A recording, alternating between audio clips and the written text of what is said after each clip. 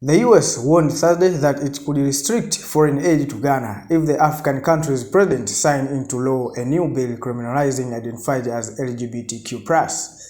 Ghana's parliament on Wednesday passed legislation that would impose up to 3 years in prison for identifying as LGBTQ+, and a 5-year jail terms for forming or funding LGBTQ+ groups. If this bill comes law, it would certainly have a chilling effect on foreign investment and tourism in Ghana, State Department spokesperson Matt Miller said on Saturday. Should the bill pass, it would potentially have ramifications on U.S. assistance. The bill still needs the signature of President Nana Addo Akufo, but he has previously said he will approve it if it's supported by the majority of Ghanaians. The U.S. provided more than $211 million in assistance to Ghana in fiscal year 2022, with the money supporting a variety of sectors like agriculture and efforts to combat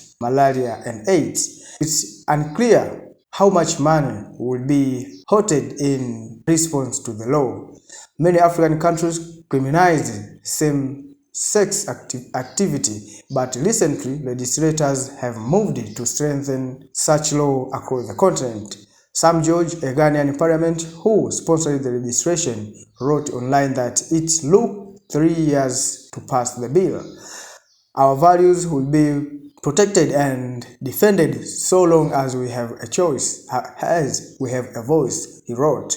Legislation brought swift condemnation from the US in the same vein of criticism it leveled against Uganda over the past year for similar but much harsher measures.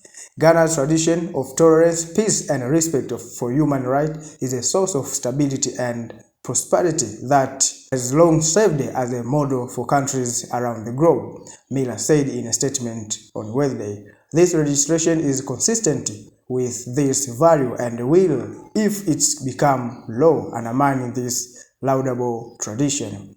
Uganda's law includes the death penalty for aggravated homosexuality, life imprisonment for the offense of homosexuality, and criminalizes the promotion of homosexuality with up to 20 years imprisonment.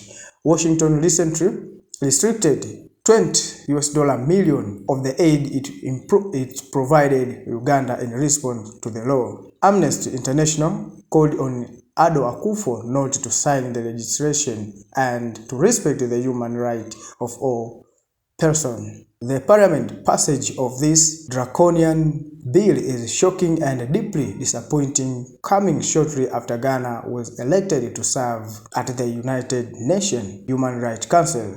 Genevieve Partington, Amnesty Country's director for Ghana, said in a statement, LGBTQI people have already reported forced eviction, loss of jobs, increased violence, and other violations of the right guaranteed by the country's constitution since the bill was introduced in Parliament.